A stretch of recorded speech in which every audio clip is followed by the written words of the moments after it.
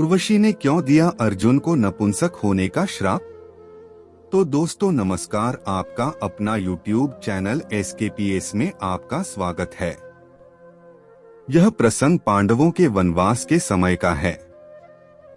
उन्होंने वनवास के समय एक बार पांडव वेदव्यास जी के आश्रम में पहुंचे और उन्हें अपना दुख बताया। ऐसी वीडियो देखने के लिए वीडियो को लाइक और चैनल को सब्सक्राइब जरूर करें। वीडियो को अंत तक जरूर देखें। युधिष्ठिर ने वेदव्यास जी से प्रार्थना करी कि वो उन्हें अपना राज्य पुनः प्राप्त करने का कोई उपाय बताएं।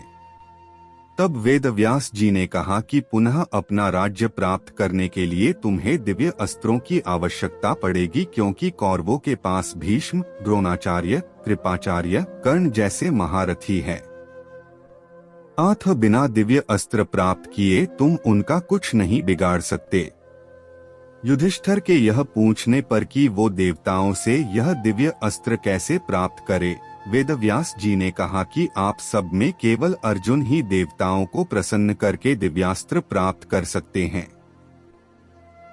अर्जुन को देवताओं को तपस्या करके प्रसन्न करना चाहिए।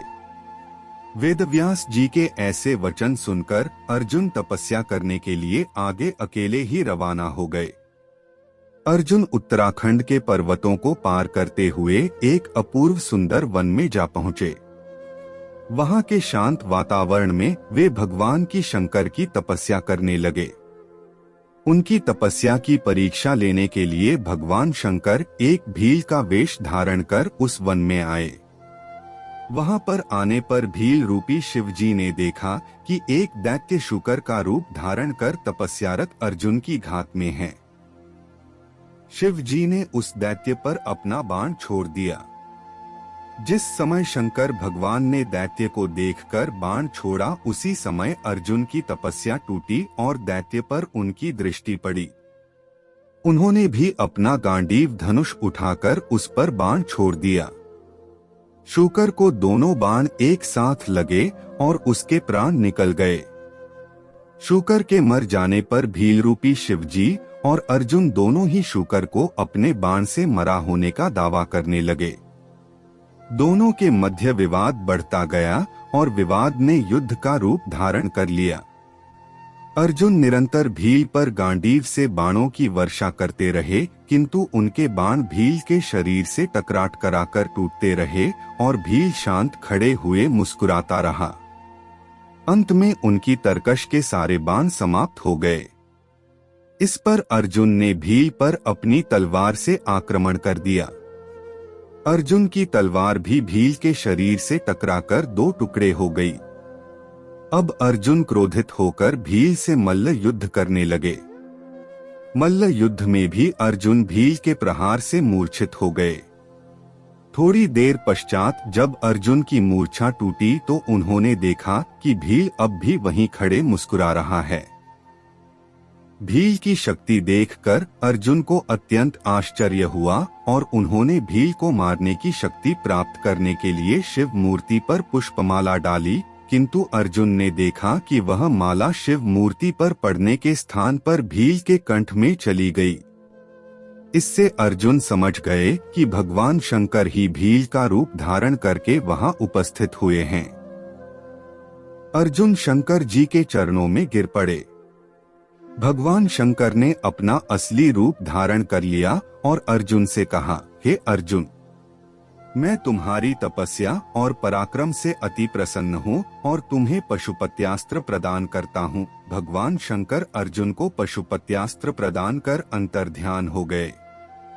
उसके पश्चात वहां पर वरुण, यम, कुबेर, गंधर्व और इंद्र अपने अपने वाहनों पर सवार होकर आ गए। अर्जुन ने सभी देवताओं की विधिवत पूजा की। यह देखकर यमराज ने कहा, अर्जुन, तुम नर के अवतार हो तथा श्री कृष्ण नारायण के अवतार हैं। तुम दोनों मिलकर अब पृथ्वी का भार हल्का करो। इस प्रकार सभी देवताओं ने अर्जुन को आशीर्वाद और विभिन्न प्रकार के दिव्य एवं अलौकिक अस्त्र शस्त्र प्रदान कर अपने अपने लोकों को चले गए। फिर एक दिन इंद्र अर्जुन से बोले, वत्स, तुम चित्रसेन नामक गंधर्व से संगीत और नृत्य की कला सीख लो। चित्रसेन ने इंद्र का आदेश पाकर अर्जुन को संगीत और नृत्य की कला में निपुण कर दिया।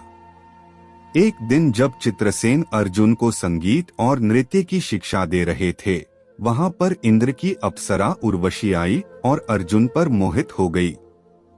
अवसर पाकर उर्वशी ने अर्जुन से कहा, हे अर्जुन, आपको देखकर मेरी कामवासना जागृत हो गई है।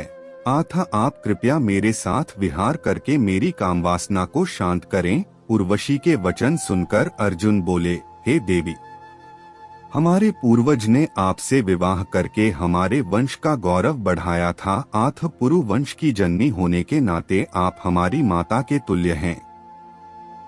देवी, मैं आपको प्रणाम करता हूँ। अर्जुन की बातों से उर्वशी के मन में बड़ा क्षोभ उत्पन्न हुआ और उसने अर्जुन से कहा, तुमने नपुंसकों जैसे वचन कहे हैं। अतः मैं तुम्हें शाप देती हूँ कि तुम 1 वर्ष तक पुंसत्वहीन रहोगे। इतना कहकर उर्वशी वहां से चली गई। जब इंद्र को इस घटना के विषय में ज्ञात हुआ तो वे अर्जुन से बोले, वत्स, तुमने जो व्यवहार किया है वह तुम्हारे योग्य ही था। उर्वशी का यह शाप भी भगवान की इच्छा थी। यह शाप तुम्हारे अज्ञातवास के समय काम आएगा। अपने 1 वर्ष के अज्ञातवास के समय ही तुम पुंसत्वहीन रहोगे और अज्ञातवास पूर्ण होने पर तुम्हें पुनः पुंसत्व की प्राप्ति हो जाएगी। इस शाप के कारण ही अर्जुन 1 वर्ष के अज्ञातवास के दौरान